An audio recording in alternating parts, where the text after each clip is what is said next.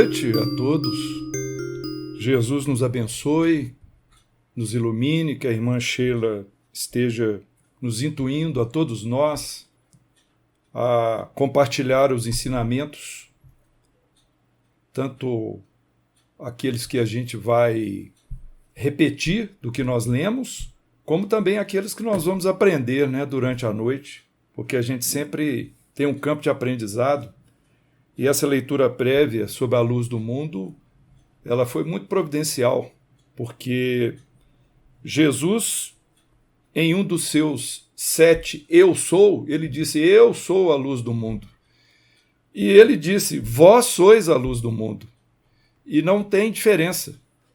A luz é essa função que foi dito, Iluminar, clarear, esclarecer, preparar para que a gente possa enxergar mais além. E é o que nós pretendemos fazer dentro da casa espírita, através da obtenção do conhecimento, pelo esclarecimento, alcançarmos essa nossa iluminação íntima, para que a gente possa compartilhar a nossa luz com as outras pessoas. O tema hoje, Conduta Espírita, tem um título inspirado na obra do espírito André Luiz, na psicografia do Valdo Vieira. A minha versão é antiga aqui, Deve ter uma versão desse livro bem mais recente do que esta, mas o conteúdo é o mesmo. É um livro espetacular. Nós vamos trazer algumas ideias que estão inseridas nessa obra para compartilhar aqui com os irmãos, as irmãs. Mas nós temos também um para-casa, dado pela área doutrinária do Grupo Sheila. Pediu para a gente destacar alguns aspectos, então nós vamos chegar lá. Mas primeiro nós gostaríamos de fazer alguns comentários.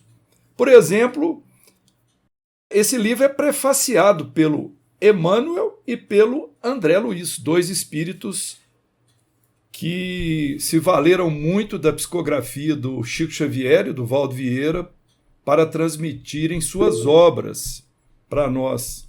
E no prefácio de Emmanuel, ele nos salienta que nós costumamos, a cada passo, pedirmos orientações para a nossa vida. A gente está sempre em busca de boas orientações para nós não errarmos o passo seguinte.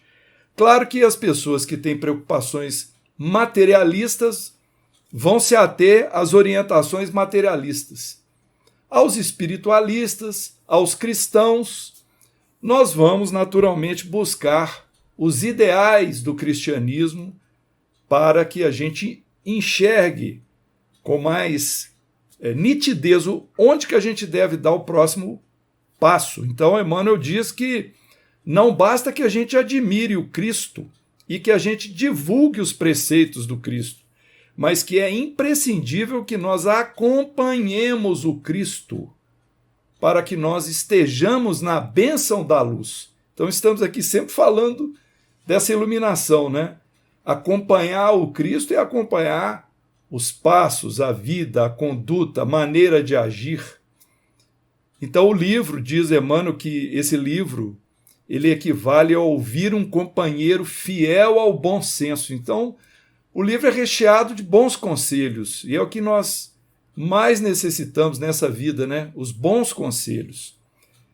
André Luiz, ele nos alerta para o seguinte, no prefácio dele, o prefácio do autor espiritual do livro, ele diz que da conduta dos indivíduos depende o destino das organizações.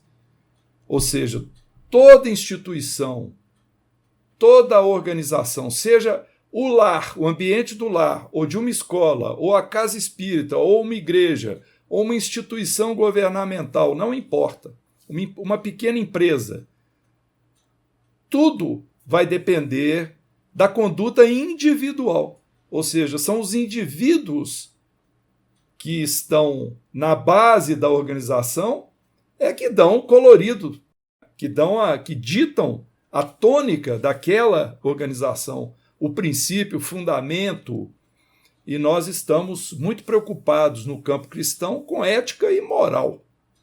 A progressão do espírito é a progressão moral, a progressão nossa para a luz é a progressão moral.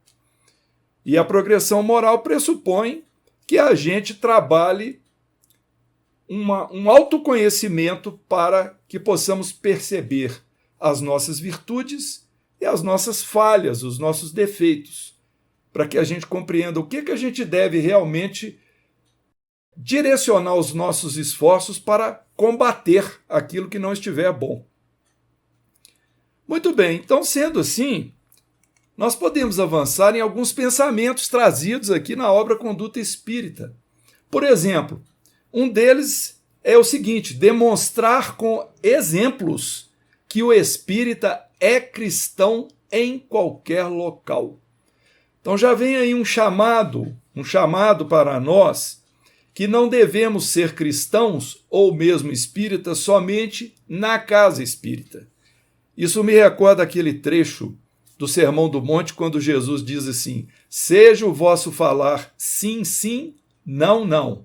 Ou seja, é preciso que a gente escolha o caminho e que nós sejamos fiéis àquela nossa decisão. É assim que nós vamos agir? Então, que o façamos sempre e não sermos bons e maus, e bons e maus. Nós temos que tentar caminhar sempre para a bondade, para o amor, para a superação, né, daquilo que não estiver correto na nossa caminhada perante o próximo, que é o que importa realmente.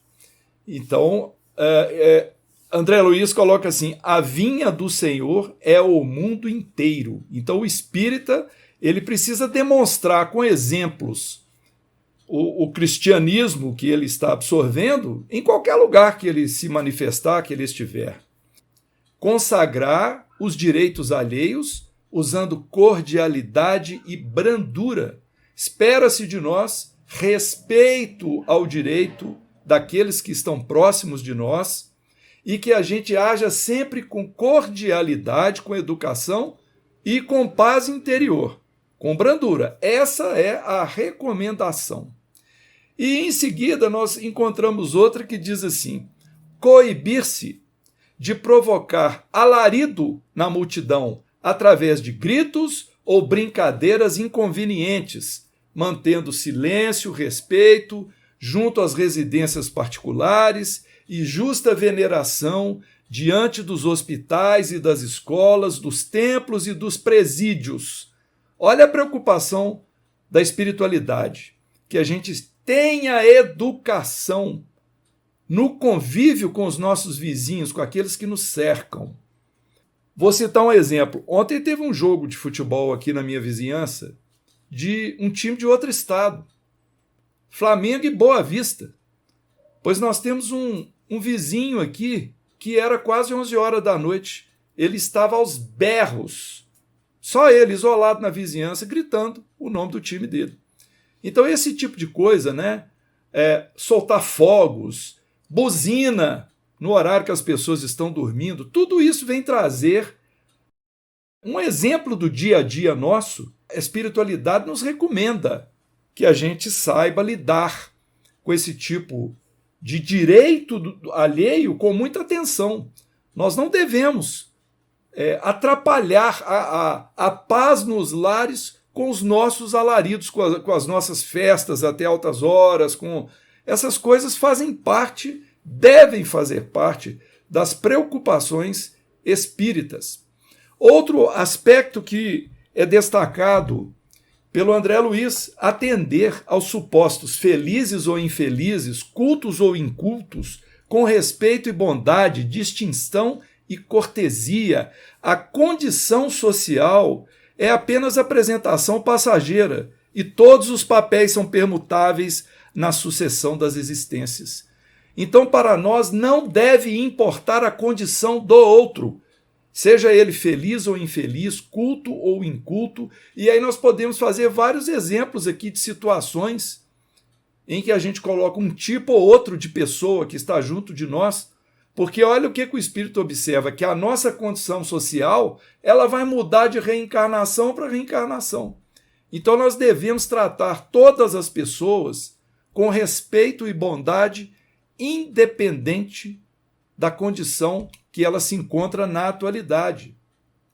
Também pedem os espíritos que nunca façamos acepção de pessoas, nem demonstremos cordialidade fraterna somente em circunstâncias que forem convenientes para nós, que favoreçam os nossos interesses materiais. A lei divina registra o móvel de toda ação, ou seja, quando nós fazemos isso, está ficando a nossa ação registrada na nossa ficha, no nosso prontuário espiritual.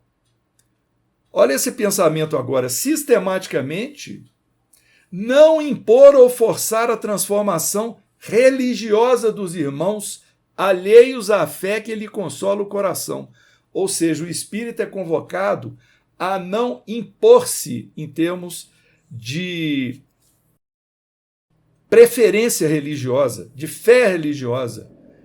Diz aqui o André Luiz, toda imposição em matéria religiosa revela fanatismo.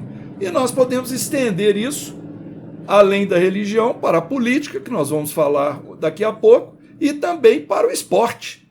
Então nós temos que respeitar as preferências das pessoas e não fazermos, no caso da nossa doutrina espírita, uma imposição, dizendo que o espiritismo é que está certo, que nós somos privilegiados. Nós precisamos aprender a conviver com as diferenças religiosas, até conhecê-las com maior profundidade, para que a gente possa respeitar o pensamento do próximo e, quando nos for solicitado, prestar o esclarecimento de acordo com a nossa doutrina espírita.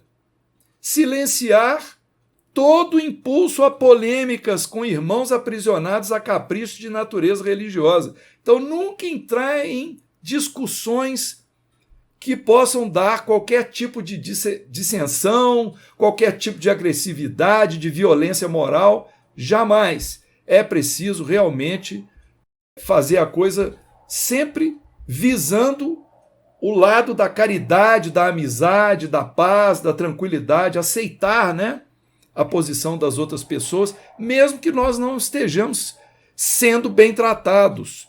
Diz André Luiz, discussão em base de ironia e azedume é pancadaria moral. Bom, agora nós vamos adentrar um trecho do livro Conduta Espírita que aborda a questão da política.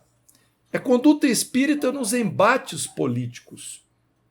A questão da política, ela é uma questão que recentemente virou a nossa conduta, a conduta de muitos companheiros, vamos dizer assim, da população em geral, virou a gente de cabeça para baixo, com discussões intermináveis, com muitos embates e duelos provocados, praticados em redes sociais, porque a rede social agora é como se fosse o meu canal de TV, de rádio. Eu transmito o que eu quiser, eu que sou o proprietário. Então eu falo, eu posto, eu faço a divulgação a favor dos meus pensamentos, dos meus interesses. É para isso que existe a rede social, para que eu me expresse.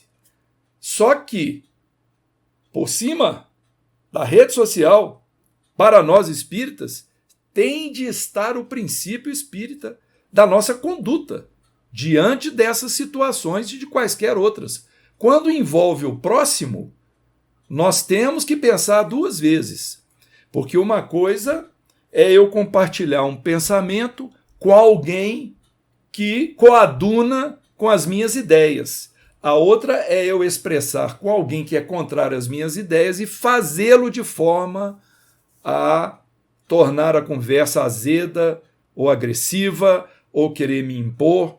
Então, sobre esses aspectos, é muito fácil nós percebermos que quando o egoísmo é exacerbado, eu penso só no meu direito, naquilo que eu quero fazer. Quando o orgulho está muito avançado, eu quero me impor sobre o outro. Eu vou usar meu intelecto para superar, suplantar. E quando a minha vaidade também estiver transbordando, eu vou querer me exibir e passar por cima das pessoas, inchado, né, com as minhas preferências. Então é importante a gente sempre recordar que, em matéria de política, nós somos cidadãos brasileiros, né? Nós temos direito a ter preferências. A política em si, ela é uma coisa boa, necessária. A questão é que nós precisamos aprender a nos conduzir melhor diante dessas situações que muitas vezes nos colocam em verdadeiras querelas mentais, né? Quando não são querelas assintosas, né? Aquelas que a gente manifesta ostensivamente um ódio, uma desconfiança. Muito importante para nós espíritas expressarmos a nossa opinião com brandura e quando formos consultados, e evitarmos sempre discussões que não vão levar a nada.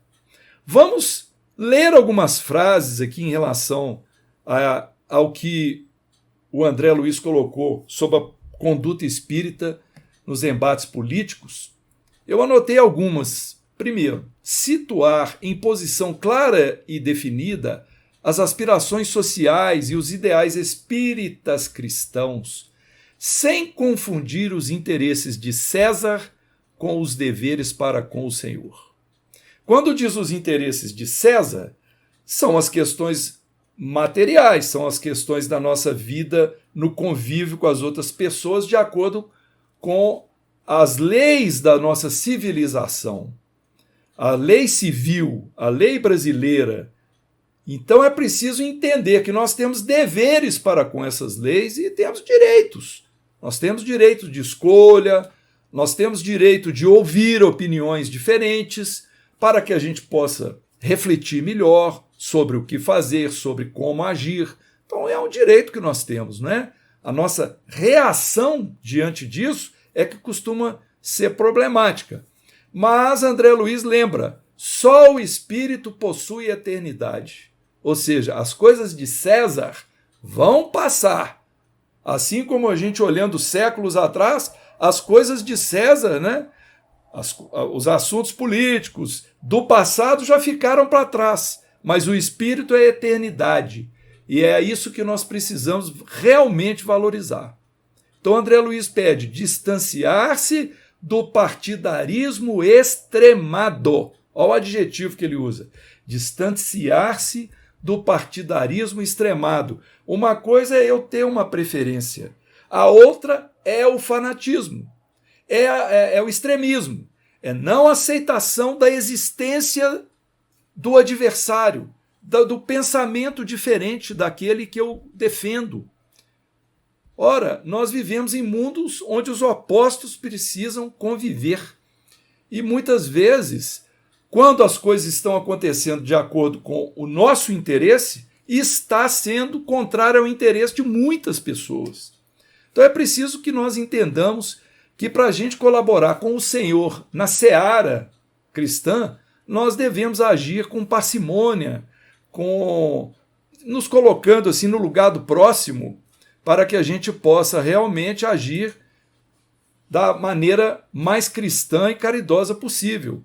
Então André Luiz anota assim, paixão em campo, sombra em torno. Quando a gente se coloca de forma passional, nós estamos cercando o nosso espírito de sombra. Nós nos afastamos da luz. Nós nos afastamos dos benfeitores espirituais. Eles vão encontrar dificuldade em nos ajudar quando a gente tiver essas situações extremas. Eu vou dar um exemplo. Nós fizemos uma palestra sobre a vinda do Espírito Verdade. E quando iniciou a palestra, em um determinado momento, nós fizemos o seguinte comentário. Tem uma frase que foi muito usada por um político, porque ela é uma frase muito famosa do Novo Testamento. Conhecereis a verdade vos libertará. E aí, eu expliquei o sentido cristão dessa frase. Conhecer a verdade para nos libertarmos, libertar o nosso espírito daquilo que não for bom. Mas somente porque eu usei essa expressão, foi muito usada por um político, eu fui cercado na saída por um senhor extremamente exaltado, que veio dizer para mim que eu deveria ter mais respeito e não sei o quê, não sei o quê. Eu confesso que eu nem entendi muito bem o que ele me disse, mas eu prometi a ele que eu iria levar em consideração as ponderações dele, agradeci e tal. Ele saiu pisando duro lá. Mas veja bem, então muitas vezes a pessoa, quando ela está nessa questão do extremismo, ela às vezes não consegue entender as palavras que a gente usa. Você fala a coisa com um sentido, ela já entende com outro. Então, um nível de passionalidade, um nível de emotividade, ele fica muito à flor da pele. E aí nós tendemos para o desequilíbrio, né? Então, olha aqui o que o André Luiz pede para orientar as casas espíritas. Impedir, vou repetir o verbo, impedir palestras e discussões de ordem política nas sedes das instituições doutrinárias, não olvidando que o serviço de evangelização é tarefa essencial. Ou seja, o essencial na casa espírita cristã é evangelizar, divulgar o evangelho, interpretar o evangelho, motivar as condutas dos seus frequentadores, as condutas cristãs. Então o Espírito recomenda impedir. Ora, mas não é que nós acompanhamos já por 2 eleições irmãos se aproximando da tribuna espírita, não apenas em uma casa importante de Belo Horizonte, mas em mais de uma que a gente conhece. E esses irmãos usando o palanque para justamente defender esse ou aquele candidato. Então isso é uma colocação de uma pessoa que, por mais que ela tenha conhecimento do espiritismo, ela está desatualizada com relação à conduta espírita. Olha o que completa o André Luiz. A rigor, não há representantes oficiais do espiritismo em setor algum da política humana. Então, o espiritismo não tem um representante oficial, e realmente não tem. Nós não temos um papa, nós não temos uma igreja central, nós temos uma federação que vai organizar, né, a divulgação doutrinária, uniformizar o entendimento da doutrina. Isso é importante. Agora, as casas não são subordinadas a nenhum órgão federativo, elas se associam se desejarem. Então é uma forma livre de você praticar o ideal cristão. E André Luiz completa: em nenhuma oportunidade transformar a tribuna espírita em palanque de propaganda política. Está aqui com todas as letras. Nem mesmo com sutilezas comovedoras em nome da caridade. Ou seja, a pessoa usar frases de efeito para, vamos dizer assim, maquiar, né? Passar uma maquiagem naquilo que ela realmente pretende fazer, que é a propaganda política. Diz André Luiz: o despistamento favorece a dominação do mal. Então nós falamos isso para defender os limites doutrinários das casas espíritas. As pessoas chegam, às vezes, nessa época de eleição, com muitas preocupações. Se o outro candidato ganhar, vai ser um desastre. E aí usam a tribuna para poder expressar a sua opinião dentro da política. Muitas vezes se esquecendo que a tribuna espírita é uma concessão da casa, da instituição. Ela está cedendo em confiança, temporariamente, para que o expositor use a palavra. E quando acontece esse tipo de coisa, no nosso humilde entendimento, está sendo burlada a confiança, porque a pessoa está se excedendo para ferir princípios doutrinários muito importantes que estão no nosso manual de conduta espírita. Diz aqui: cumprir os deveres de cidadão e eleitor, escolhendo os candidatos aos postos eletivos, segundo os ditames da própria consciência, sem, contudo, enlear-se nas malhas do fanatismo de Grey. Então, em todas as direções que o livro, a obra nos impulsiona, ele nos recorda que nós não devemos caminhar para o fanatismo, para o extremismo, porque aí nós perdemos o equilíbrio, perdemos a ponderação, deixamos em segundo plano essas ponderações do respeito ao próximo, do respeito à opinião do semelhante. Diz aqui: o discernimento é caminho para o acerto. Repelir acordos políticos que, com o empenho da consciência individual, pretextem defender os princípios doutrinários ou aliciar prestígio social para a doutrina em troca de votos ou solidariedade a partidos e candidatos.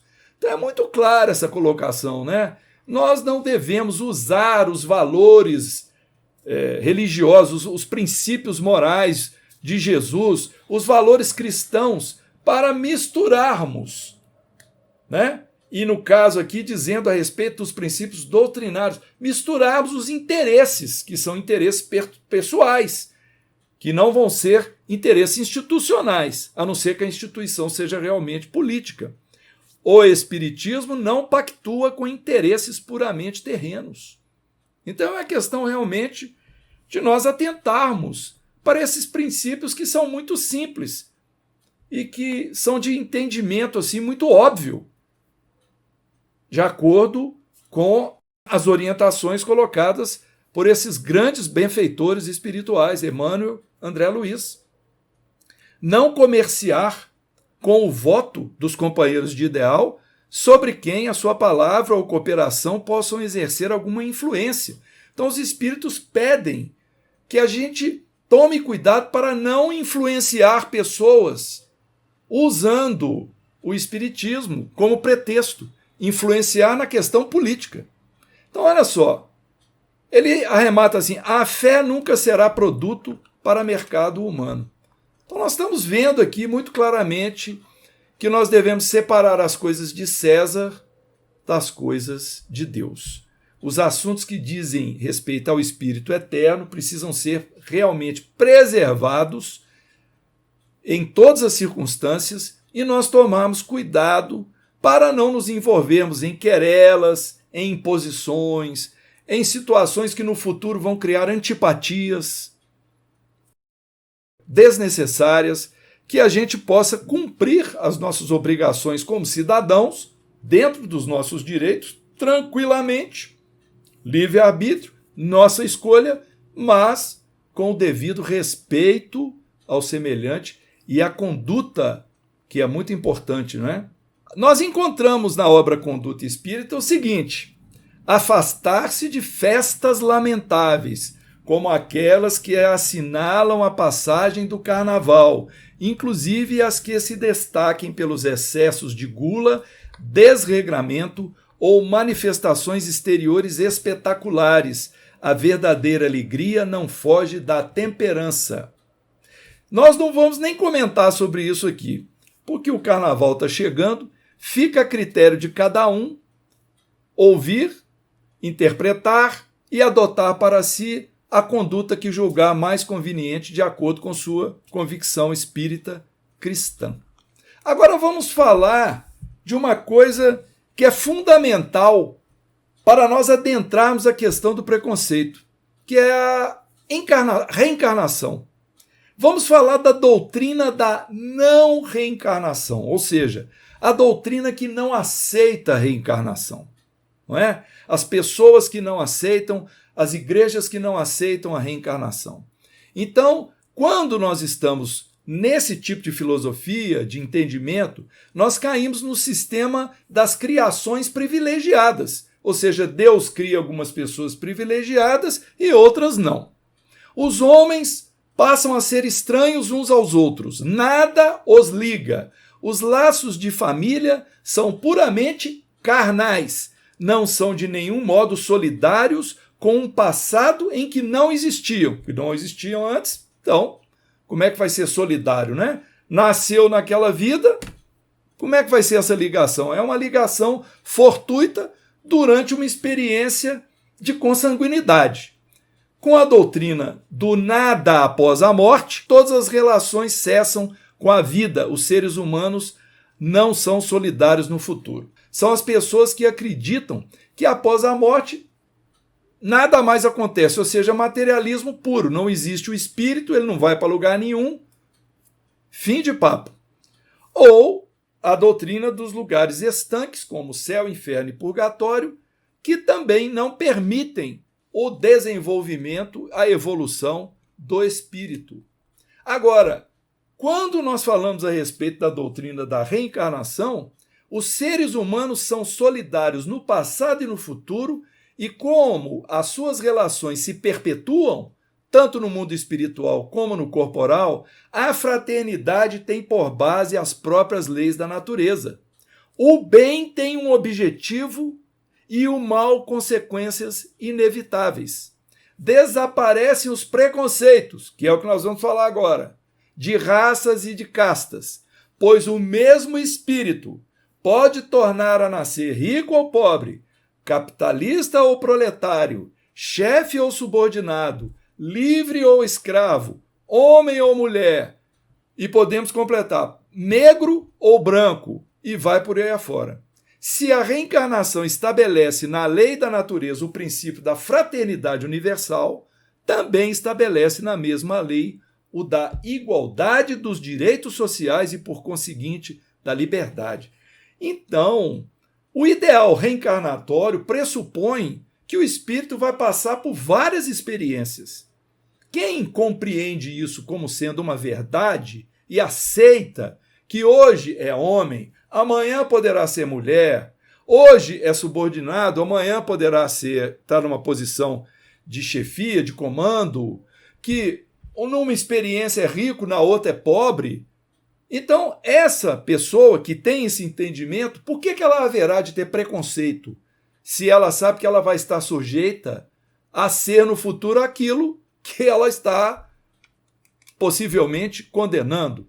Então, o que é o preconceito? Preconceito, nós temos um juízo de valor preconcebido sobre algo ou sobre alguém que se pauta em uma opinião construída sem fundamento, conhecimento, nem reflexão. É simplesmente um pré-julgamento. Eu não aceito aquilo e pronto. Também pode ser entendido o preconceito como um repúdio demonstrado ou efetivado através da discriminação de grupos religiosos, pessoas, ideias, sexualidade, raça, nacionalidade, etc. Intolerância, racismo, xenofobia, homofobia são tipos de preconceito. Então, o que é o racismo? Racismo é um preconceito direcionado a alguém tendo em conta sua origem étnico-racial. Geralmente se refere à ideologia de que existe uma raça melhor do que outra. Foi o que acendeu o nazismo na Alemanha. E é um sistema doutrinário político que estabelece a exaltação de uma raça em detrimento das demais. É o racismo. É esse entendimento de superioridade, de diferenciação, de distinção. Tudo isso fruto do orgulho humano. A xenofobia é aversão a estrangeiros. O bullying é uma violência também que deve ser colocada nessa questão do preconceito, que é uma agressão violenta, verbal ou física, feita com intenção de intimidar, ameaçar, tiranizar, oprimir, humilhar ou maltratar alguém, sendo essa pessoa alvo constante e persistente dessa agressão. Nós podemos imaginar quantas pessoas sofrem bullying em casa e não podem compartilhar das suas dores com outras pessoas. Sofrem aquilo silenciosamente. A gente lembra mais ou menos do que nós sofremos quando éramos crianças nas escolas. Muitas vezes nós passamos por isso, né? Por humilhações, por apelidos inconvenientes, etc. A misoginia, que seria um sentimento ou repulsa, de repulsa ou aversão às mulheres, e tem também a misandria, que seria aos homens. A homofobia, um medo patológico em relação à homossexualidade e aos homossexuais, a aversão a quem se sente sexual e afetivamente atraído por pessoas do mesmo sexo. Então, tem várias definições a respeito disso, né? O ódio que é direcionado aos homossexuais, o preconceito contra homossexuais. Ou seja, hoje, felizmente, a cultura humana, né, a inteligência humana está agregando valor a essas situações, nos direcionando melhor para que a gente quebre os nossos preconceitos, para que a gente, por exemplo, se no passado havia preconceito contra homossexuais, que isso se transforme, isso se dilua, porque não tem sentido. A questão do sexo, nós podemos abordar a questão lembrando da número 201 em O Livro dos Espíritos, quando Kardec fez a seguinte pergunta: em nossa existência, pode o espírito que animou o corpo de um homem animar o de uma mulher e vice-versa? Os espíritos respondem assim: de certo, são os mesmos os espíritos que animam os homens e as mulheres. Então vejam bem, nós às vezes temos preconceito contra mulheres, contra homossexuais, estamos nos esquecendo de que nós mesmos já podemos ter animado corpos que não são desse viés sexual que nós temos hoje, do gênero sexual que nós temos hoje. Então, hoje em dia, a gente tem que tomar muito cuidado, né, para não ferir susceptibilidades quando a gente trata sobre as questões sexuais. É muito importante a leitura do livro Vida e Sexo. Nós, inclusive, participamos de uma série em vídeo, junto com o nosso irmão Otávio Pedersoli, falando sobre toda essa obra, Vida e Sexo. Então, é importante que a gente se encha de conhecimento, se nós temos algum preconceito, para que a gente possa evitar esses ideais que hoje em dia não tem mais espaço numa civilização que visa o terceiro milênio, né? Que visa a evolução do espírito. Então nós podemos pensar que hoje homens que maltratam mulheres provavelmente em breve tempo vão reencarnar no corpo feminino e vão ter que passar por aquela experiência para valorizar o papel da mulher no mundo e vice-versa, não é? A questão 202, em O Livro dos Espíritos, Kardec preparou da seguinte maneira: quando errante, que prefere o espírito? Encarnar no corpo de homem ou no corpo de mulher? Os espíritos disseram: isso pouco lhe importa. O que o guia na escolha são as provas por que ele haja de passar. Então não é ser homem encarnado ou mulher encarnada que é o mais importante. O mais importante para o espírito, para o seu futuro, é as provas que ele tem que passar. E às vezes essas provas pressupõem a troca de sexo. De que maneira pode o espiritismo contribuir para o progresso? Está lá na 799. Destruindo o materialismo, que é uma das chagas da sociedade. Por que está dizendo isso? Porque o espiritismo, ao destruir o materialismo, ele vai mostrar para nós que o espírito prolonga a sua existência após o túmulo. E aí vem todas essas questões sobre as quais nós estamos discutindo aqui, nós estamos apresentando. As questões do viés sexual, das atitudes que teve numa vida, o que vai repercutir na outra. É assim que o espiritismo destrói o materialismo, mostrando o prosseguimento da vida após a morte e as consequências para o espírito de suas atitudes. São iguais perante Deus o homem e a mulher e têm os mesmos direitos? Aí os espíritos respondem com outra pergunta, essa é 817. Não outorgou Deus a ambos a inteligência do bem e do mal e a faculdade de progredir? Ou seja, por isso são iguais sim perante a Deus o homem e a mulher. Aí vem uma questão interessante, 818. De onde provém a inferioridade moral da mulher em certos países? Os espíritos respondem: do predomínio injusto e cruel que sobre ela assumiu o homem.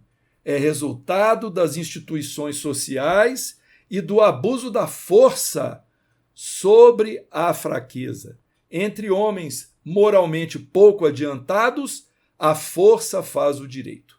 Então, quando nós vemos aí civilizações em que as mulheres às vezes não podem se vestir com liberdade, tem que usar aquelas roupas, né, que cobrem todo o corpo, cobrem às vezes o cabelo, fica só os olhos de fora. Isso é um predomínio masculino, em que a mulher não pode se expressar. Só que essas pessoas, esses espíritos estão em evolução, eles vão ter que passar, né, sofrer provas muito difíceis em encarnações futuras para poderem diluir essa tendência de usar a força, né, abusiva, em vez de usar a inteligência, a sensibilidade e a elevação moral.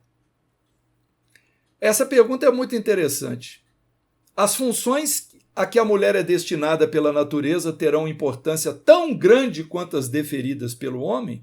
O Kardec colocou a coisa assim, né? A mulher vai chegar no patamar do homem, tem a mesma importância? Os espíritos responderam, sim, maior até. É ela quem lhe dá as primeiras noções da vida. Então a experiência no corpo feminino, a experiência da feminilidade, ela é super importante para a evolução do espírito. É o que nós concluímos aqui, né? Que existe até uma superioridade em termos das provas, né? E dos benefícios que pode auferir o espírito quando passa pela experiência feminina. Muito bem. Então nós vamos agora já caminhando aqui para o término da apresentação, ainda faltam aí uns 10 minutos, mas nos pediram para falar sobre o homem de bem. Então vamos encontrar em o Evangelho segundo o Espiritismo aquele item que fala sobre o verdadeiro espírita. O verdadeiro espírita é aquele que pode ser com razão, qualificado de espírita verdadeiro e sincero, se acha em grau superior de adiantamento moral. Então, o adiantamento moral é que aponta quem é o verdadeiro espírita, quem é o espírita sincero. Então, difere o entendimento de que o verdadeiro espírita é o que frequenta a casa espírita toda semana, que toma bastante água fluida, que lê muitos livros espíritas. Tudo isso é muito bom, tudo isso é necessário, inclusive. Mas o adiantamento moral é que vai falar mais alto, né, para o verdadeiro espírita. O espírito que nele domina de modo mais completo a matéria dá-lhe uma percepção mais clara do futuro. Então, para essa pessoa, ela tem os olhos para as questões espirituais maior do que para as questões materiais. Então, os princípios da doutrina lhe fazem vibrar fibras que nos outros se conservam inertes. Em suma, é tocado no coração, pelo que inabalável se lhe torna a fé. Aí vem uma frase, que é uma frase importante, que nós precisamos tê-la no nosso coração. Reconhece-se o verdadeiro espírita pela sua transformação moral e pelos esforços que emprega para domar suas inclinações más. Então, o verdadeiro espírita é esse, que se transforma moralmente para melhor e que se empenha para domar o seu espírito, para domar as suas más tendências. Ou seja, é aquele que emprega os seus esforços numa reforma íntima sistematizada para transformá-lo num homem de bem. Então, o homem de bem, ele está muito bem explorado no item 3 do capítulo 17 de O Evangelho segundo o Espiritismo, Sede perfeitos. Seus postulados, os postulados listados nesse item, são para todos os cristãos desafios para alcançarem êxito na progressão evolutiva. Então vamos ler algumas ideias que nós encontramos nesse tópico. O verdadeiro homem de bem é o que cumpre a lei de justiça, de amor e de caridade na sua maior pureza. Então, para cumprir a lei de justiça, de amor e de caridade, nós precisamos conhecer e entender a lei de justiça, de amor e de caridade, que coloca o próximo, qualquer pessoa que está junto de nós, como sendo a criatura que nós devemos explorar para encontrar nosso caminho para Deus. E como que nós vamos explorar? Justamente entregando a ela aquilo que a gente tem de melhor. Tratando-a com respeito, com carinho, com tolerância, com amizade, com perdão. Por isso que o maior mandamento da lei, que é amarás o Senhor teu Deus de todo o teu coração, de todo o teu espírito, de toda a tua inteligência, é o maior mandamento, e eis o segundo, que é semelhante a esse: amarás o próximo como a si mesmo. Então, o amor a si mesmo pressupõe nós fazemos a nossa reforma íntima, nós compreendemos a lei de justiça, amor e caridade para nos mantermos em condição de auxiliar o próximo. Se ele interroga a consciência sobre os seus próprios atos, a si mesmo perguntará se violou essa lei, se não praticou o mal, se fez todo o bem que podia, se desprezou voluntariamente alguma ocasião de ser útil, se ninguém tem qualquer queixa dele. Então, olha, é aquela pessoa que se preocupa com a sua própria maneira de ser para saber se ela não está ferindo o direito de alguém, se ela não está ultrapassando esse direito, se ela está se conduzindo da melhor maneira possível. Enfim, se fez a outra em tudo que desejara lhe fizessem. O homem de bem, possuído do sentimento de caridade e de amor ao próximo, faz o bem pelo bem, sem esperar paga alguma. Retribui o mal com o bem, toma a defesa do fraco contra o forte e sacrifica sempre seus interesses à justiça. Respeita nos outros todas as convicções sinceras e não lança anátema aos que, como ele, não pensam. Então isso vale para religião, política, futebol, qualquer assunto. Nós precisamos respeitar as convicções dos irmãos, das irmãs, mantermos as nossas, ponderarmos e sempre agirmos com respeito. Não alimenta ódio, nem rancor, nem desejo de vingança. A exemplo de Jesus, perdoa e esquece as ofensas e só dos benefícios se lembra, por saber que perdoado lhe será conforme houver perdoado. Estuda suas próprias imperfeições e trabalha incessantemente em combatê-las. Então aqui é um pequeno, resumo mesmo do tópico Homem de Bem, que está, vamos repetir, no Evangelho segundo o Espiritismo, no capítulo 17, Sede Perfeitos, o item 3, que nós convidamos a todos os ouvintes aí para poderem explorar melhor essa anotação de Kardec.